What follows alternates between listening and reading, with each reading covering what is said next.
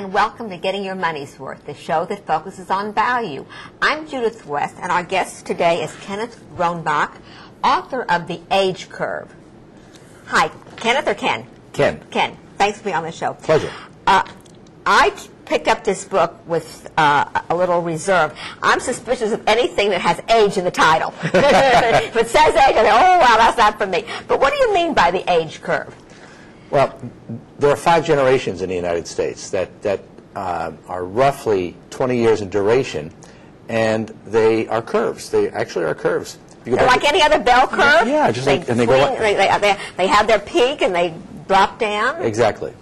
And it's ironic that it happened that way with our population, but that's exactly the way it is. And as the curves move through the time continuum, as the curves age, things change. Right. Okay, so to set the stage for our viewers, there's 5 generations that span the population of the United States. Correct. And starting at they're starting with the, dare I say, oldest generation, Yeah. the most seasoned generation. What's that demography called? That's called the GI generation. GI? The GI generation. GI, oh, for World War II? Exactly. These people were born 1905 to 1924.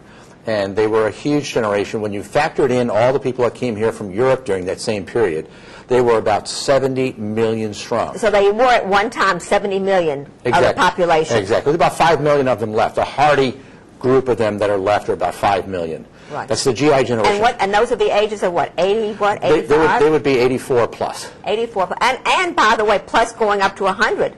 Centenarians, you know, yes. Last year Hallmark sold 85,000 happy 100th birthday cards. I don't know how many people they sold them to, but they sold 85,000. So we have the GI generation, and are they still a factor in the marketplace? They're still a factor in the marketplace because a lot of people are looking at them right now, looking at the tail end of this huge generation that's living a very, very long time and making some very false conclusions about them because they see empirically this large group of hardy old people, and we're all thinking, well, we're all going to live to be 100 years old. Are they trying to figure out, are they thinking that they're going to live to be 100 too, that that's the new style? Or is there something special about this group that has made them so hardy? The thing that was special about this group that's made them so hardy, any group of people will have a very, very small percentage of hardy elderly people as a part of it. People that will live a very long time. And that's just the luck of the draw. Yeah, and this group was just huge. It was a huge group. It was almost as big as the baby boomers. So obviously they're going to have a lot of elderly people. And after all, what are we, 300 million now? So 70 million going back a little bit was a larger and larger percentage of the population. What's happened is this has given us a false impression that we're all going to live a very long time, but that's all about to change because the silent generation, born 1925 to 1944, was tiny. It was down around 50 million people that were born here, and there was no immigration. And what is that generation? That generation right now is about 64 to 83. What's it called? The silent generation? Silent generation. So, okay, so we had the GI generation, and going down the food chain to the youngest, we have the silent generation. Correct. And that age group of the silent? 64 to 83. Why are they called silent? They don't talk? Well, they don't spend their money? What makes them silent? That's not my tag. But okay, but just why? I'll give you an idea. The silent generation assumed the identity of the GI generation in every way. They assumed their clothing, they assumed their music, their art. So was that what we like to call the traditional value generation? They stood for home, hearth, and mom, apple pie and mom and fireplace? The one thing the silent generation did not share with the GI generation was participating in World War II. But all the rest of it is like the dream family. Exactly. Okay, fine. So we have this. We have those 2 generations, silent generation, and that was what age group is that again? The silent. The silent generations currently are about 64 to 83 years old. Okay. All right. So those are the folks that are newly retired. Blah, exactly. Blah, blah, blah. Okay. Very, very small generation, and a significant. Small in how many numbers? Well, now probably 30 million of them left, maybe. Really? A small group. Significant because there are not enough of them to fill the assisted living facilities that AARP told us to build because AARP saw the GI generation and figured that would go on forever. Okay, so here's the hook of the book. Your book is not just about all the generations. Your book is talking about marketing or adjusting your marketing or your business plan to fit what indeed is the reality. So now you're saying that this silent majority generation didn't mock the older, and as a result, consumerism got overbuilt in some areas. Oh, in many areas. But these people are spenders, aren't they? Oh, they're spenders. It's just a smaller group. They have lots of money, don't they? Yeah. Aren't those the folks that have lots of money? They may have lots of money, but the premise of the book is when you compare one generation to another, and one has 30, 40 million fewer people in it, in comparison, and they move through the time continuum, there's purchasing that we do at various stages of our lives. And if we're a small generation following a huge generation, no matter how much we spend, we're never going to live up to the expectation of marketers when we become that particular category. You know, what you say is so logical. It's hard to believe that people haven't figured that out. Yeah, wouldn't you think? Yeah, I mean, like, you know, how come the big brains in this capitalist industry? Why hasn't Ford, Chrysler, General Motors figured that out? Why hasn't Walmart figured that out? Why haven't? Well, what are so it's not that these people aren't spending their money. They are. There just aren't that many of them. Thank you. Can I give you an example? Yeah, sure. Okay, prime example. We had American Honda motorcycle as a client for my marketing company, and we began working with them in 1979.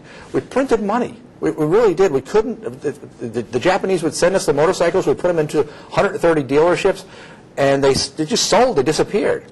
And along came 1986. They sent the bikes to us. We put them in the dealerships. We ran all the ads, and nothing happened. And we were scratching our heads. Honda called me and said, "Ken, did you run the ads?" And I said, "Yeah, I did." I was dying. 1986 to 1992, business fell 80% for Honda, Kawasaki, Suzuki, and Yamaha motorcycles. Fell 80%, and we couldn't figure out why. We later found out that the demo that we sold the bike to was men, only men. It wasn't sold to women, not like a Harley. 16 to 24 years old. Once the boomer, the huge mountainous number of people that were born 1945 to 1964, passed out, aged out of that demo, it was over. It was over. It was over. Now what's happening is we have a housing crisis. The baby boomers built 6,000 square foot starter castles, but there's zillions, millions, forgive me. And now they cost gazillions, so you were half right. Maybe so. Now they're trying to sell them to Generation X, and Generation X simply does not have the critical mass to be able to buy them. Okay. Can't do it. So it comes down to numbers matter. Do the math. Numbers matter. So you come down from the solid generation. What's the next generation called? Is that the baby boomers? The baby boomers. Oh my goodness, we hear so much about the baby boomers. What's the age group now for baby boomers? The baby boomers right now are 44 to 63 years old. And how many of them are there? There's roughly, I'd say, 75 million of them left. There's a lot of them there, and those baby boomers are going to do a mean act to our economy when they retire. Well, it's scarier than that. Right now, the baby boomers are at the age where they're doing all the heavy lifting in the United States. It doesn't get any better than this. They're paying into Social Security. They are paying into Social Security. They're paying the highest taxes.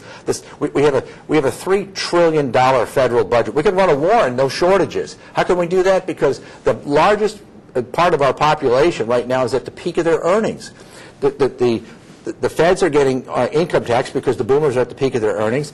The states are getting sales tax because the boomers are consuming like crazy. Right. Yeah, and they're living in the biggest houses they ever lived in, so the locals are getting all their property taxes. But the boomers are about to move on, and right behind them, we're going to expect a generation that is 11% smaller than the baby boomers to come in and assume the responsibilities, with the baby boomers taking over, the retirement age and expecting Social Security. And expecting payback for all those years. It can't work. The numbers don't work. Yeah. They don't work. I continue to be amazed at what is a very simple concept being so obtuse to people who should know better. You'd think. Yeah. You know what I found out is that in this country, even at the highest levels, even at the highest governmental levels, we think 3 months out. We think you're a visionary if you think to the next quarterly report, and you could please your. Well, I suppose the market, the short-term results, results from the market has made us all think that way. It makes no difference. No. Yeah. Demography is about aging. You need to think if you're going to do legitimate strategic planning 3, 5, 7, 10 years out. Well, yeah. That's what this is about. So here so we have the baby boomers going on. We have the generation behind them coming up. What's that called? Generation X, born 1965 to 1984. So even if they have the same values, they're just less of them. Right. And then behind them are the Generation Y. Now, Generation Y is another story. Generation Y is currently 23 and under. There's over 90 million of them. There's a lot of those. We are the only Western nation that had kids. And in 2007, we broke a record. We had more kids in 2007 than we've had in the history of our nation. And we still have it. I think we looked up, a kid is born every 6 seconds or something in New York. In the country. Yeah. In the country. That could be right. Right. Yes. So that's very good, though. Is that going to help us out? Yes. Ken, in a word? In a word, what's going to happen is business and industry is going to come back to the United States because for the first time in 20 years we have our own labor force, sophisticated, educated, English-speaking, homegrown labor force. Yes. Educated, hardworking. We hope. We hope. To an important degree. I ask you something? We have about a minute or so left.